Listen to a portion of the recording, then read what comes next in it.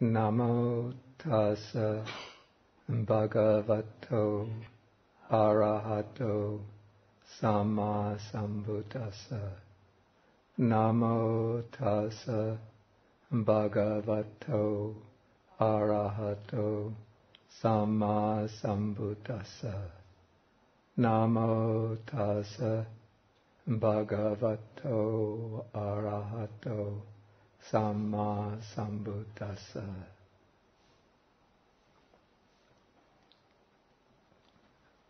Good evening, everyone.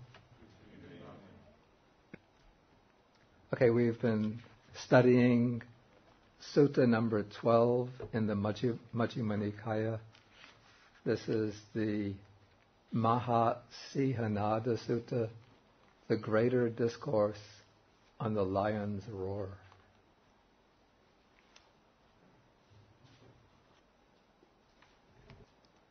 And one question that came up last week that I just want to clarify, and this is the question, it refers to something on page 169.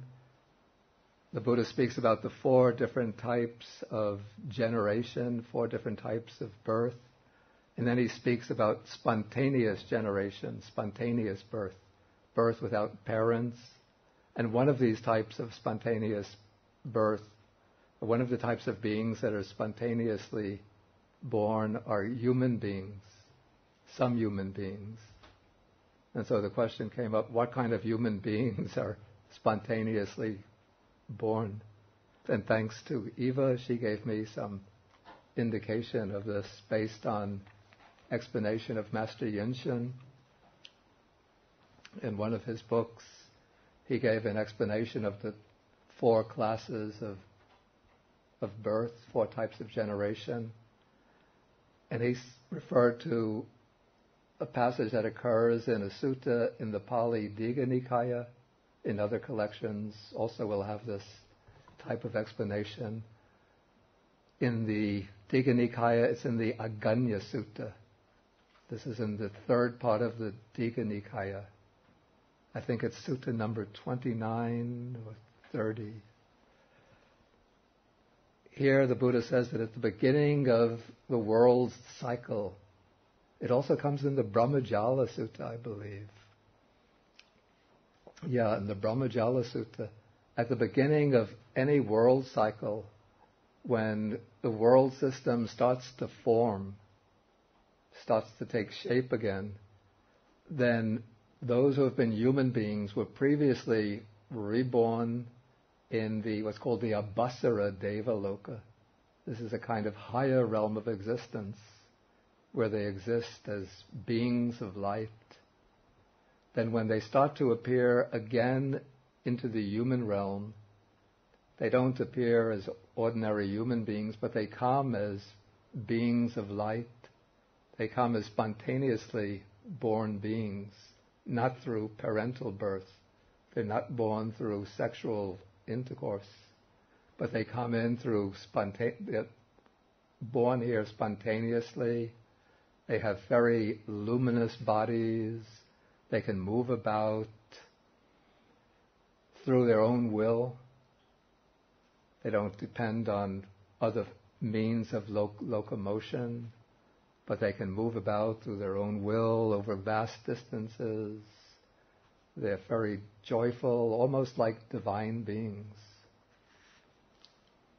And then gradually they become tempted by various desires to eat substances that form on the earth. And then as they eat these substances that appear, their bodies become heavier and denser. As the bodies become heavier and denser, then sexual characteristics, sexual differentiation takes place, and then sexual desire arises. And then through sexual desire and sexual union, then ordinary biological birth through the womb starts to occur.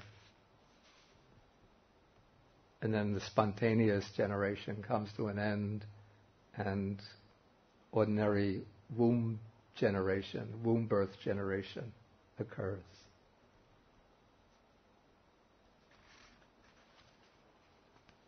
Okay, so now, last time, we dealt with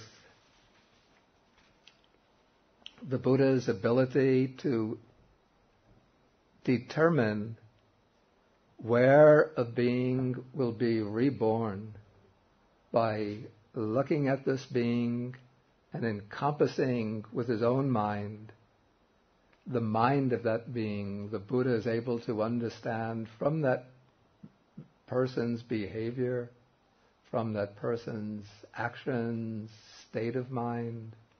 He's able to determine this person is behaving in such and such a way, has such and such states of mind, that if he were to pass away on this occasion, he would be reborn.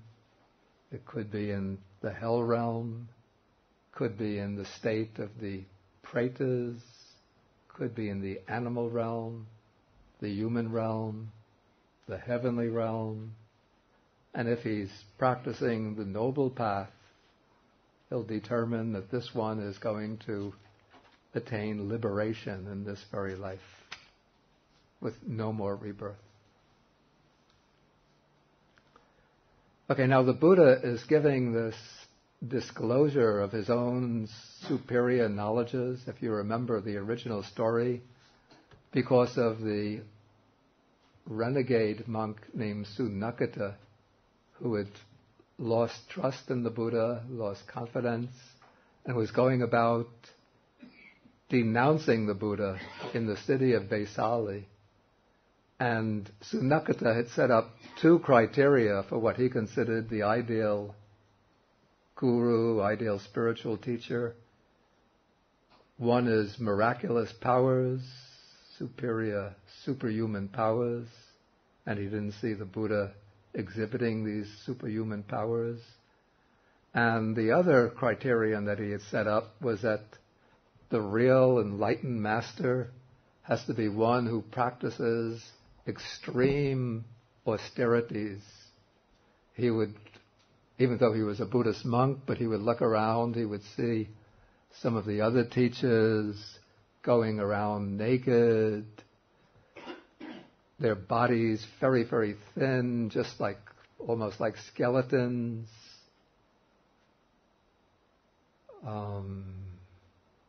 With maybe long hair, long beards, fierce, wild expressions in their faces. Then he would look at the Buddha, who was quite well built, who would go on alms rounds, sometimes collect quite sumptuous meals in his bowl, accept invitations to houses for meals. And he would think, how can this Buddha be a really enlightened one if he's not practicing the real ascetic path the way these other teachers are practicing? And so now the Buddha, in this section of the sutta, is going to explain the types of austerities that he had practiced previously when he was still a bodhisattva, one who was not yet an enlightened one, but still seeking the way to enlightenment. And so he's going to speak about the type of austere life that he practiced under 4 headings. He distinguishes this ascetic practice under 4, describes it from 4 different angles. He uses terms that must have been, each term would have had its own distinct meaning in the ascetic culture of India of that period. Here it's translated, one is translated as ascetic. The word is tapasi, one who practiced tapas. Tapas means really not just asceticism, but self-mortification. The idea behind this tapas is that one afflicts pain and hardship upon oneself in order to build up spiritual power within oneself. And then that spiritual power that builds up within oneself is supposed to enable one to perform extraordinary feats, so that the tapasis of the Brahminic literature were said that when one has this spiritual power, one could stop the sun from moving across the sky, one could fly through the sky, one could ascend to the mountaintop, one can cause rainstorms when it's extremely cold, one could make the weather hot. When it's very hot, one could turn the weather cold. So one gains all of these extraordinary powers through the practice of tapas.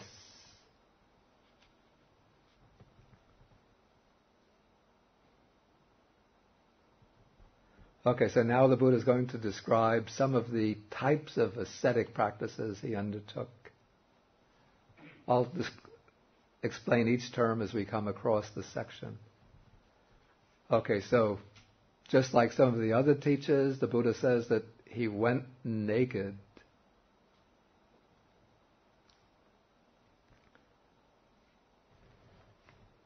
He would lick his hands, I guess when eating, he would just take the food up and lick the food off his hands. When people would invite him to come, to take food, he would not stop to receive the food. And when they would ask him to stop, then he would not stop. And when people would bring food to him, when he would go to his resting place, if they would bring food, he would not accept it. He'll only accept what he receives on alms round. And he would never accept an invitation to go to a house for a meal. He'll take only what he receives on alms round.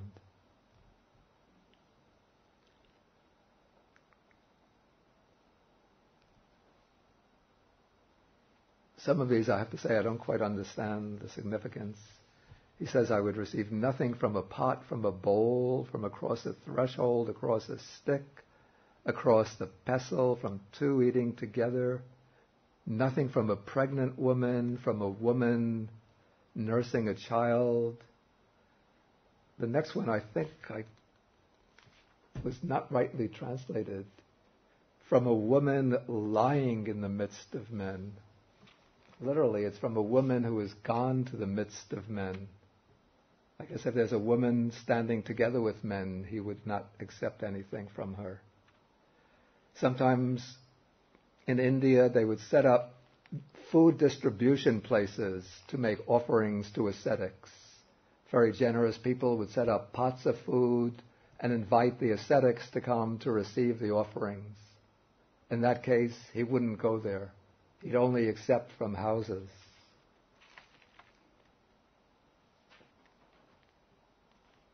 And if he sees a dog waiting for food, he wouldn't receive it. Let the food go to the dog. Or if there are flies buzzing around, he wouldn't take the food. Let the food go to the flies. He wouldn't accept any fish or meat. And certainly he wouldn't drink any liquor or wine. Well, even after he became the Buddha, he wouldn't drink liquor or wine or fermented drinks. Then what was a common practice is to make special vows, special determinations. One determination is to only go to one house. One would receive whatever one receives at one house. One accepts and doesn't go to any other house. Sometimes to 2 houses, 7 houses. Another way is to make the determination in terms of quantities of food. 1 saucerful or 2 saucerfuls, up to 7 saucerfuls. Sometimes one makes the determination to take food for a certain number of days. Okay, taking food once a day, this is the practice that the Buddha himself observed after his enlightenment. But when engaged in the ascetic practices, he would make a determination to take food once every 2 days, once every 3 days, once every 7 days, once every fortnight. That's every 2 weeks he would take food. Then he would make determination to eat only special types of food, to eat greens or millet, wild rice, and so on. Then for a period, he wouldn't even go begging on alms round, but he would just stay in the forest, eating roots and fallen fruits, fruits that would fall from the trees. Then he observed special practices with regard to clothing. He would wear cloth, his robes would be made from hemp, or he would wear shrouds, clothes made from tree bark or antelope hide, and so on. Then he would observe some of the real, very painful ascetic practices. Instead of shaving off the hair and beard, pulling the hairs out. Very painful. Then there were some of the other painful ascetic practices that were observed by the yogis in the time of the Buddha and still today in the foothills of the Himalayas. One can find the yogis practicing this. Standing continuously, not sitting down. There are yogis, even in recent times, who make this determination not to sit down, but only to stand for months on end. Or to squat continuously, to squat down, like if you ever see the way a bird's, when it lands on the electric wires, the way it squats there. And so he would maintain the squatting position, so it's quite painful if one remains in it for a long time. Okay, then to create pain when sleeping, he would make himself a nice, comfortable mattress of spikes, using thorns for the mattress, so that he would have pain, discomfort during the night. So he could not really fall into any deep sleep, but continuously he'll be pricked by these spikes and thorns.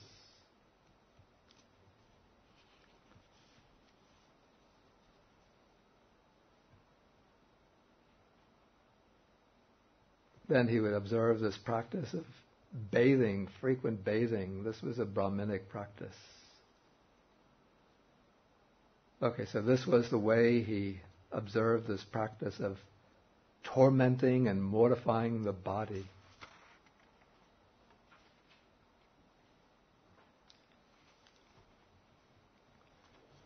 The next practice, it's called in Pali Luka, which means coarseness or rough practice.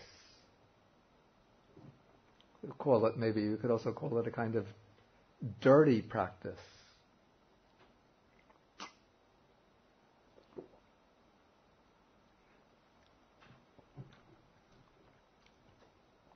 During the ascetic period, he would do frequent bathing, but now he would not do any bathing at all,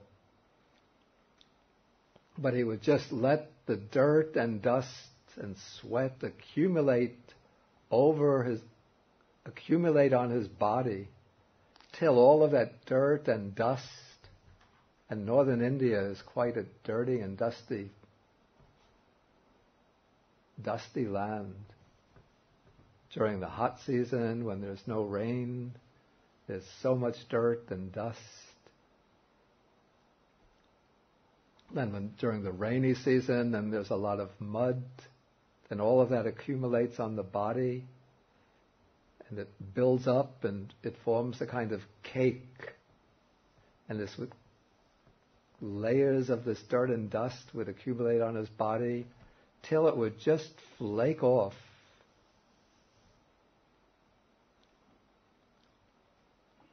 And sometimes he would rub his body with his hand, and just flakes of this dirt and dust would come off.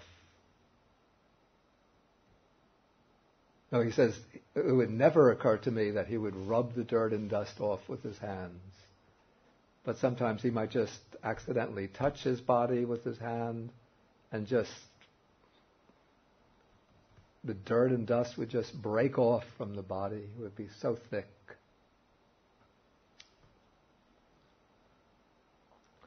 Okay, the third aspect of his ascetic practice was what he calls scrupulousness. It's called in Pali Jaiguchi, which means being extremely guarded, extremely careful. Here it's translated scrupulousness. So he was always, he says, I was extremely mindful, very careful when going forward and stepping backwards.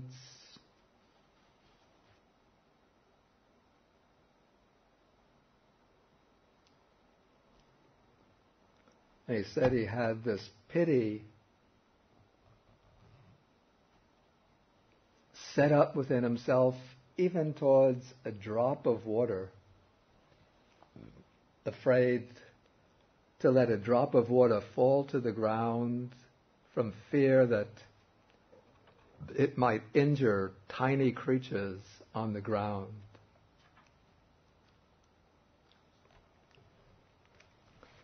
Then for periods he would observe extreme seclusion.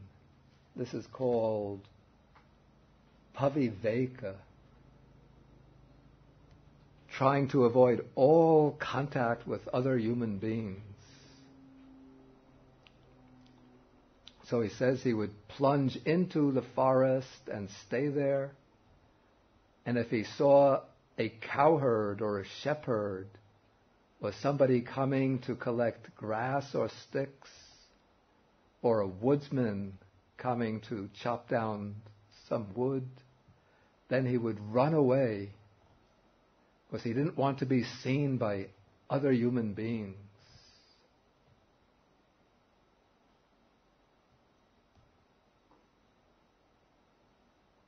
Then he mentions some other aspect of his practice. It seems like this is another aspect of the coarse practice or the disgusting practice. This is in paragraph 49.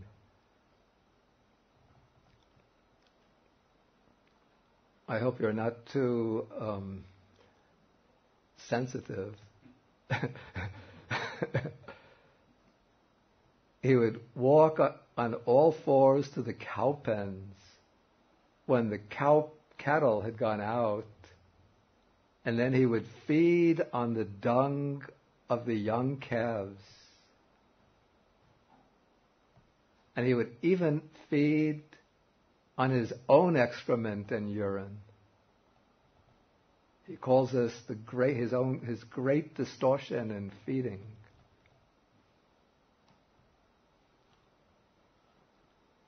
Another practice that he undertook was to deliberately expose himself to frightening situations.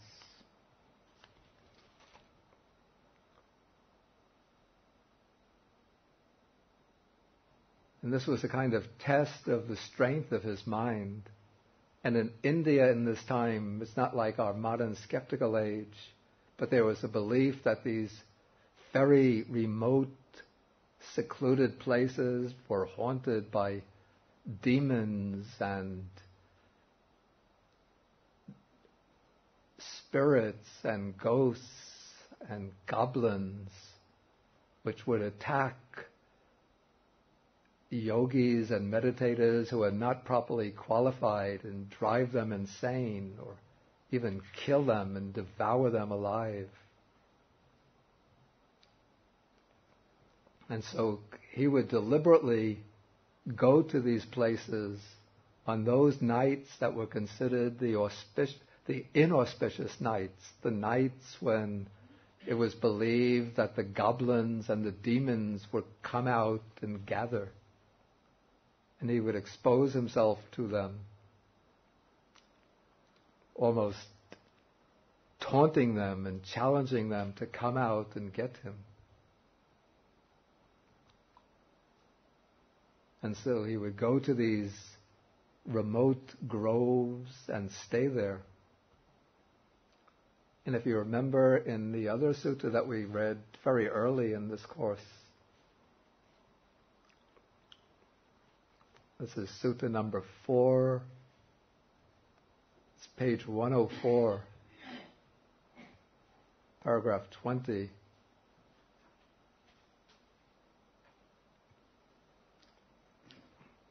He said that on the especially auspicious, or you could say inauspicious nights of the 14th, 15th, and 8th of the fortnight, he would go to these horrifying abodes, these remote shrines, and he would wait for what he calls the fear and dread to come.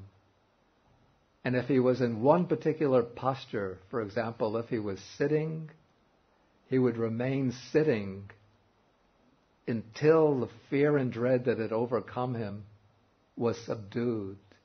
He would not stand up, not walk away, but he would remain sitting. If he was walking, he would continue to walk until the fear and dread that had overcome him had been dissipated. If he was standing still, he would continue to stand still until he had conquered that fear and dread.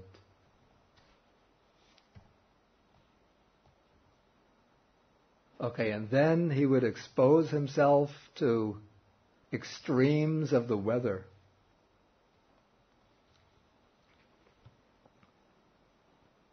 So during the hot season, he would go out in the middle of the day.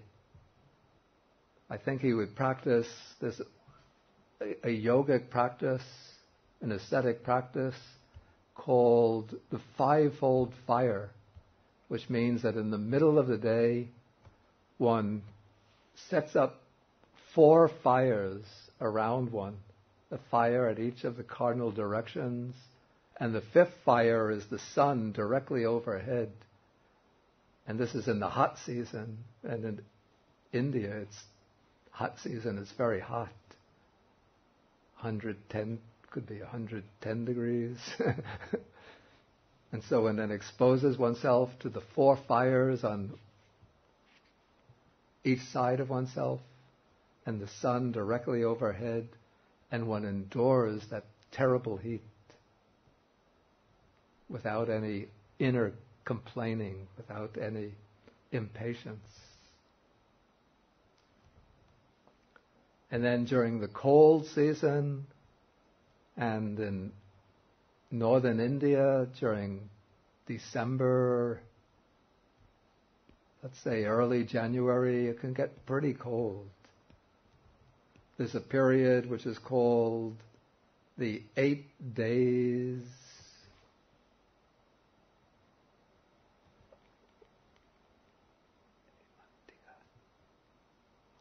Yeah, it's called Himapata Samaya. It's the time of Antaratake Himapata Samaya, the 8 days time of the snowfall. Here it's translated the 8 days interval of frost. So it's a period of about 8 days that occurs usually in middle of January, early January in northern India, where it gets very cold. And so in that time he would go out stark naked and expose his body to the very cold night.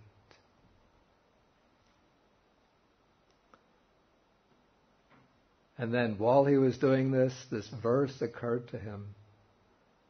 Chilled by night, and scourged by day, alone in awe-inspiring groves, naked, no fire to sit beside, the sage yet pursues his quest.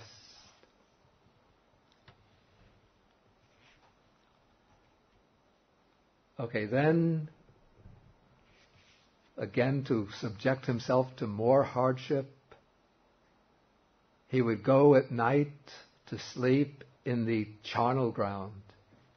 The charnel ground is not like our cemetery where the dead body is very safely buried deep beneath the ground. But in ancient India, in the charnel ground, they would take the dead bodies and usually they would cremate them, and so there would be the ashes of the dead body and the bones.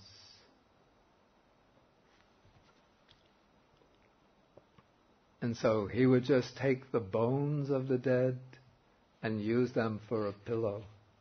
And he would be surrounded, I guess, by these cremation mounds where there would be so many remains of the dead. Quite frightening for somebody whose mind is undeveloped. And then the cow herd boys would come up. I guess during the day they would see him and come up, and he must have looked awful, not like the glorious Buddha with lights flashing and shining out from him. But he would have been thin, either naked or wearing a hempen robe, probably a long growth of beard and hair. Very ascetic expression on the face. And there must have been rough boys who didn't have any faith in ascetics and religious people, and they would come up to him, and this is terrible, and spit on him and urinate on him and throw dirt at him. And they would poke sticks in his ears. And yet he says that he never aroused a mind of hatred or anger against them. This was his perfection of equanimity, of upekkha.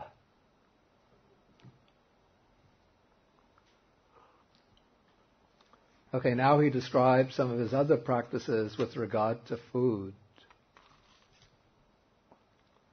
Okay, now there are some of these views that were commonly held amongst the ascetics and Brahmins of that period, maybe even today,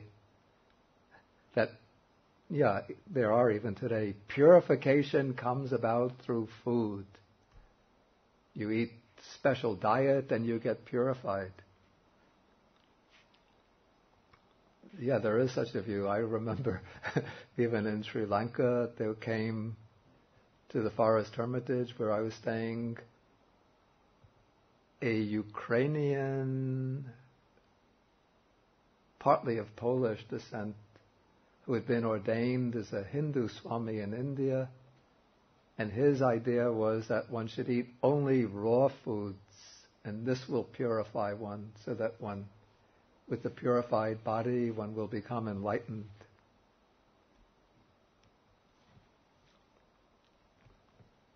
So this is a kind of purification through food.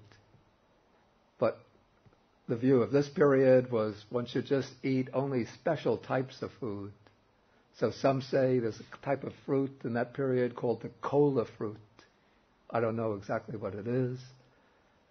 So they eat only the cola fruits and drink cola fruit powder.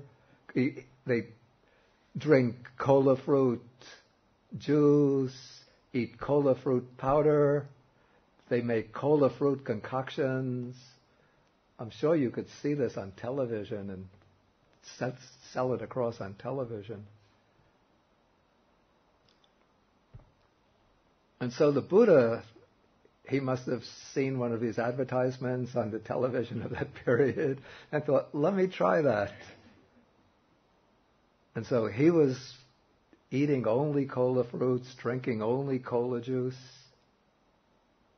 and taking only one cola fruit a day till his body became extremely emaciated. So he says that because I ate so little, the projections on my spine stood forth like corded beads. We could say like the beads on a mala, the rosary. And my ribs jutted out like the rafters of an old roofless barn. And then the gleam of my eyes sank far down in their sockets, like the water far down in the deep well. Then my belly skin, the skin of my belly, actually stuck to my backbone, so that if I wanted to touch my belly skin, I could actually feel my backbone. And if I wanted to touch my backbone, I could feel my belly skin. Maybe some of you have seen that there's some famous statues from the Gandhara period of Buddhist art. This is the Buddhist art, the first period of Buddhist art, which was actually came through the Greek influence in the area of Gandhara, which is present-day Afghanistan and Pakistan. And there's a famous statue, or probably several statues, which show the Bodhisattva when he was practicing austerities, and you see him so thin that there's almost nothing left to his body but skin and bones. And the face is so shriveled up that he looks like an old man of about 90 years old. Have you seen these statues? There was one in Kailania Temple when we went to Sri Lanka last year. I think that one was the famous one from Pakistan, that Pakistan had sent to Sri Lanka for exhibition.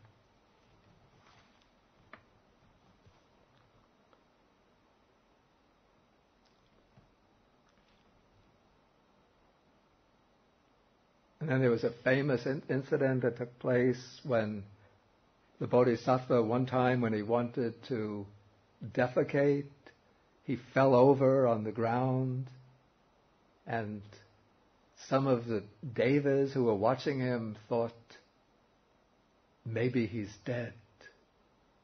But those who had faith thought, no, he's not dead, but he's just fainted. Okay, then in the next paragraphs, he just continues explaining how he continued with this experiment with food, reducing his diet with other types of food. And in each case, he found that these practices only kept his body in the state of extreme emaciation, but didn't bring him any wisdom. And so in paragraph 56, he comes to the conclusion. He says, by such conduct, by such practice, by such performance of austerities, I did not attain any superhuman states, any distinction in knowledge and vision worthy of the noble ones.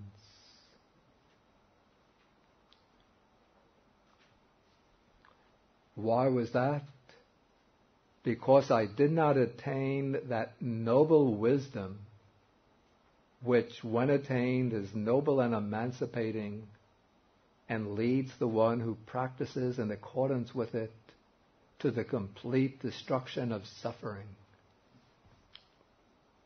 So all of these paragraphs that we have just read show how the Buddha is now taking the extreme of self-mortification to its ultimate limit, the extreme of ascetic practice to its ultimate limit, and finds that this practice of self-mortification is painful and ignoble and futile, because it doesn't, and the reason why it's futile, unbeneficial, and worthless is because it doesn't produce wisdom.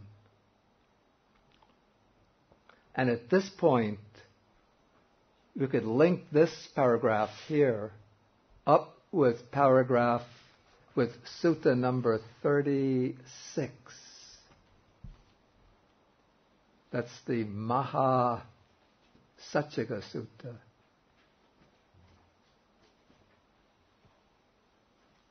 You could link that paragraph up with the Mahāsīhanāda Sutta, paragraph number 30 on page 340.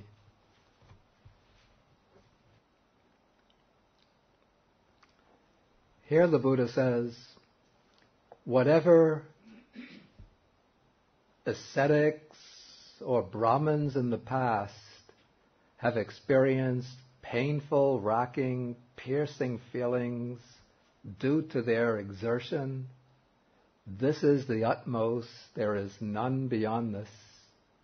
And the same for the ascetics and Brahmins in the future and at the present. And he says that by this racking practice of austerities, I have not attained any superhuman states, any distinction in knowledge and vision worthy of the noble ones. Then he considers, could there be another path to enlightenment? And then he remembers an incident that took place many years earlier when he was a child, when on one occasion when his father, the Shakyan ruler Suddhodana, was conducting the plowing festival. This was the ritual of plowing the ground at the beginning of the plowing season. His father took him together with the nurses and they put him under a tree, a rose apple tree. And everybody went off to the field to conduct the plowing ritual, and they left the little child alone under the tree. And while he sat there, he just crossed his legs and started to attend to his breathing, just spontaneously. And through attention to the breath, suddenly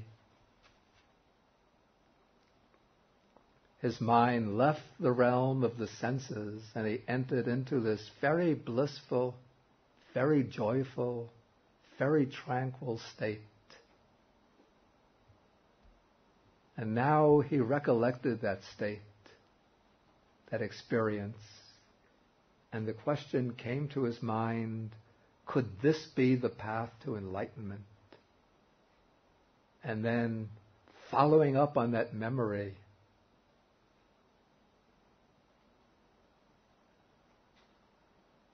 the realization came to him, this is the path to enlightenment. And then he took up that mode of practice. He entered into he started to take solid food again. He regained his health and his strength. Then he started to practice the jhanas, the meditative absorptions, and then he developed the insights and the wisdom that culminated in his enlightenment and liberation.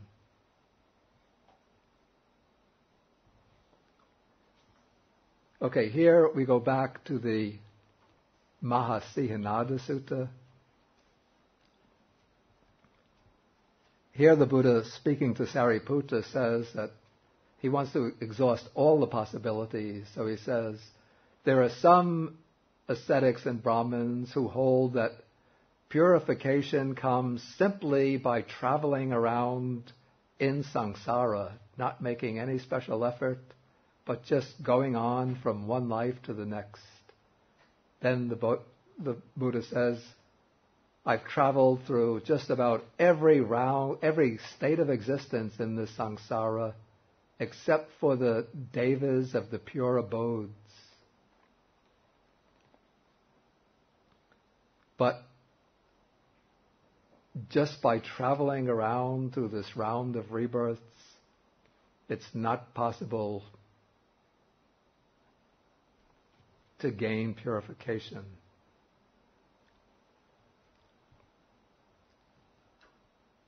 Okay, then in paragraph 60, he says, there are some who hold the view that purification comes through sacrifice, but in my past lives as a noble king or a prosperous Brahmin, I've made many types of sacrifices, but they didn't lead to purification. Then the next paragraph, I've tried many types of fire worship, but they didn't lead to purification.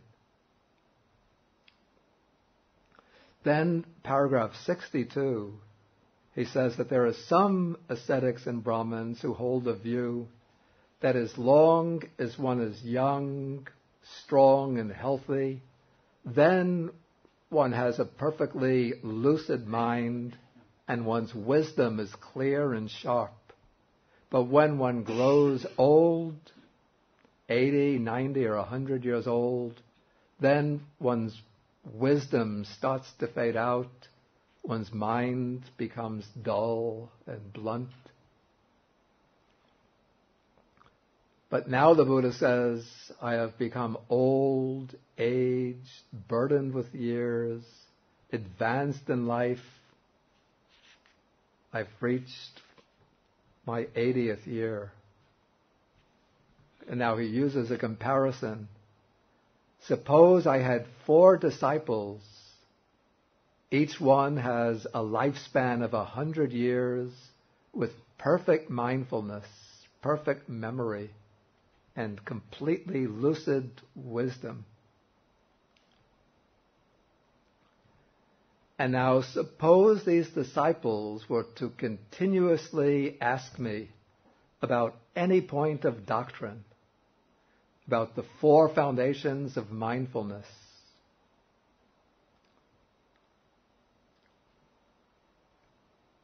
And they would not rest or pause except to eat, drink, to go to the bathroom, and so on. Still, the Buddha says, my exposition of the Dhamma, my explanation of these points of doctrine, my replies to their questions would not come to an end, but these 4 disciples of mine could go on asking their questions for a full 100 years, and their lives would come to an end. And this is how clear my wisdom is, even at the end of my lifespan. And then the Buddha ends the discourse by saying that if one were to say of anyone that a being not subject to delusion has appeared in the world for the welfare and happiness of many, out of compassion for the world, for the good welfare and happiness of gods and human, it is of me indeed that, rightly speaking, this should be said. Okay, then when the Buddha finished speaking, there was another monk by the name of Nagasamala standing behind him, fanning him. Then this monk expressed his appreciation of the discourse. He said, "This is wonderful, this is marvelous. And he said, as I listened to this discourse, the hairs of my body stood up. What is the name of this discourse on the Dhamma?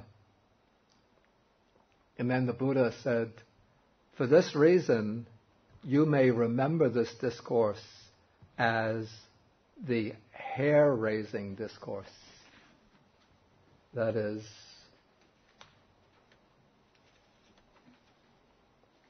Loma Hangsana Pariyayo.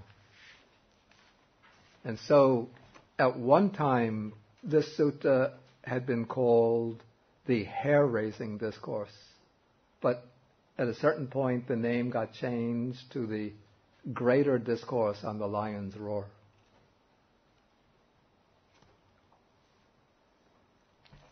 I see there's a note to that. Let me see what the note says. 199.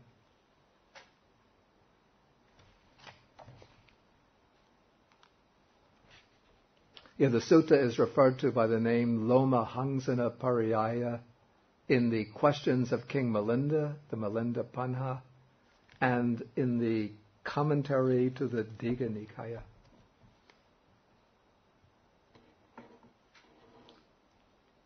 Okay, if there's any questions then on anything in this discourse, not only what I spoke this evening, but anything covered earlier. Why was the word supreme used for the coarseness and the scrupulousness rather than extreme? I guess the word supreme, parama is the Pali word, is used because the Buddha wants to show that he's carried this particular type of practice further than anybody else. I think that's the intent. If he just says extreme, I mean, it is extreme, but it doesn't indicate that he's carried that practice further than the others who have undertaken that type of practice.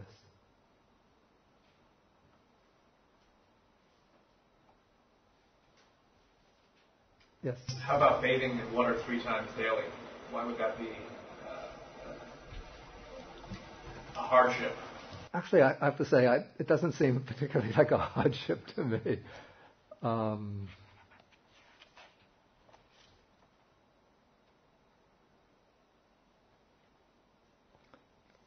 have to say the way it's translated doesn't make it sound like particularly like a hardship.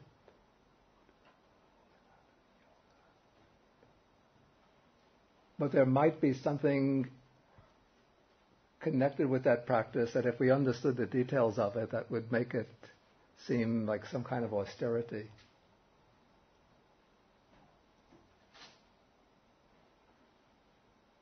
But it's not, I have to say, it's not immediately clear to me why it's an austerity. It does mention in the evening, so maybe if it were cool outside, it might be unpleasant to bathe. Unless it's really the cold season, it wouldn't be so unpleasant. Many people during the other seasons go bathing in the evening.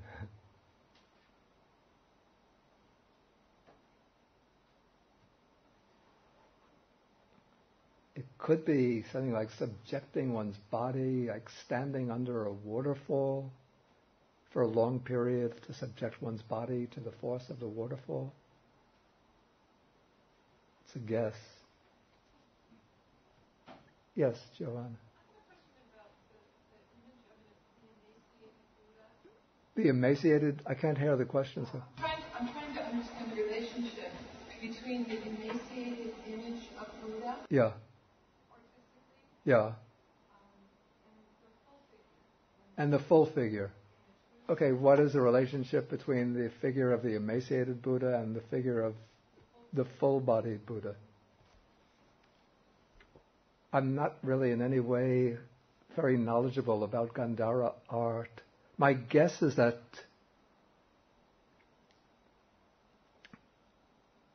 probably the full-bodied figure of the Buddha would have evolved first.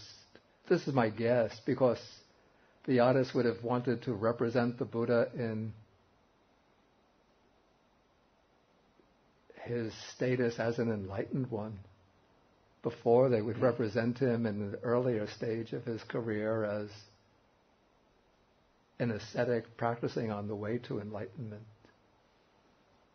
The Buddha is saying in this sutta that it is as much a hindrance to gaining wisdom. No, I didn't finish answering her question. Oh, yeah, I was still in the process. No. My apologies. Okay, so my guess is that the full figure of the Buddha would have come first, and then at a certain point, perhaps the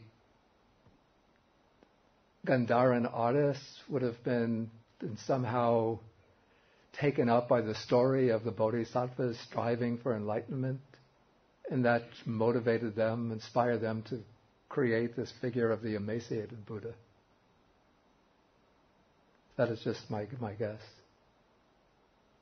But if you're interested, there should be books on early Buddhist art, but maybe an understanding of the temporal relationship of the two, maybe there is none. Okay, now your question. Is the message from this sutta that is almost as bad to give in to complete self-deprivation in terms of gaining wisdom as it would be to give in to hedonistic desire?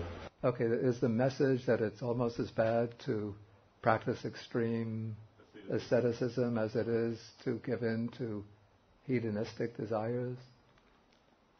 Well, in the Buddha's first discourse, that's to the 5 monks at Benares, that's setting in motion the wheel of the Dhamma, the Buddha describes both self-indulgence, the indulgence in sense pleasures, and self-mortification as two extremes to be avoided by a practitioner who should take the Majjhima Patipada, the middle way.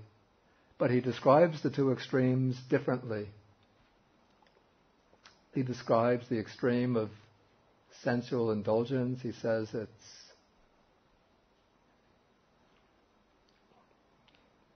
something that's common, worldly, ignoble, and unbeneficial.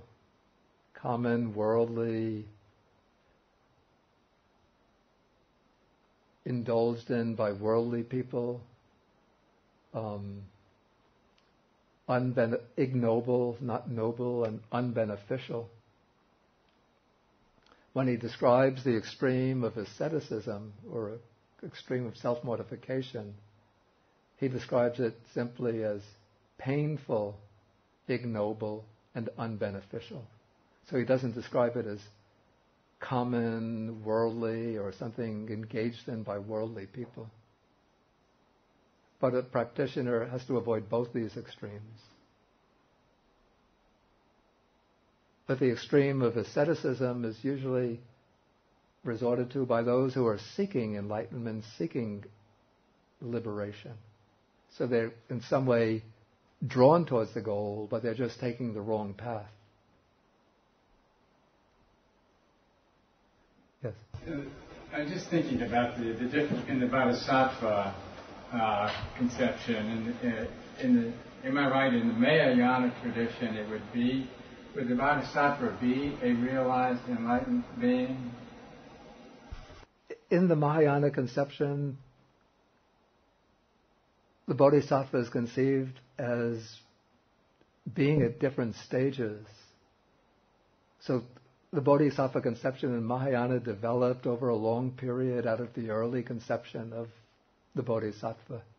But here in the very early text, the Buddha uses the word Bodhisattva to refer to himself in the early period of his life before his enlightenment.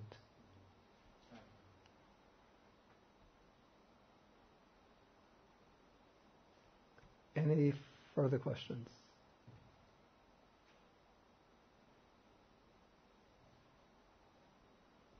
Okay, so this will be the end of our spring semester. So we'll have a new semester in the fall, in September.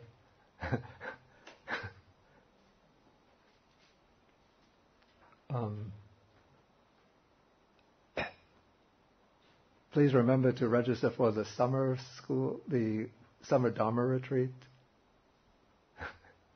if you haven't done so already. Okay, so we end with the sharing of the merits.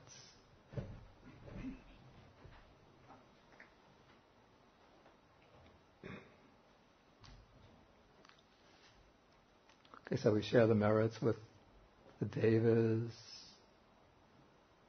the spirits, the other beings, asking them to rejoice in these merits, to protect the Buddha's teachings in the world, and to protect the beings of the world.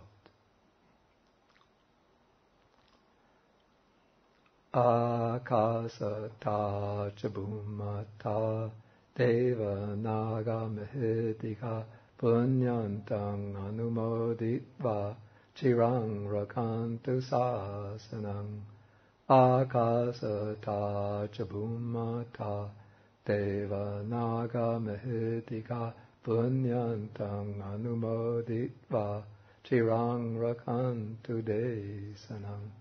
Akasata chabhumata deva naga mahedika punyantang anumoditva chirang rakantu mang parang. Etavata cha amhehi sampadang punya sampadang sabbe deva anumodantu sabba sampati siddhya. Etavata cha amhehi sampadang punya sampadang sabbe bhutta anumodantu sabba sampati siddhya. Sabba sampati siddhya. Sabba sampati siddhya. Sabba sampati siddhya. Sabba sampati siddhya. Sabba sampati siddhya. Sabba sampati siddhya.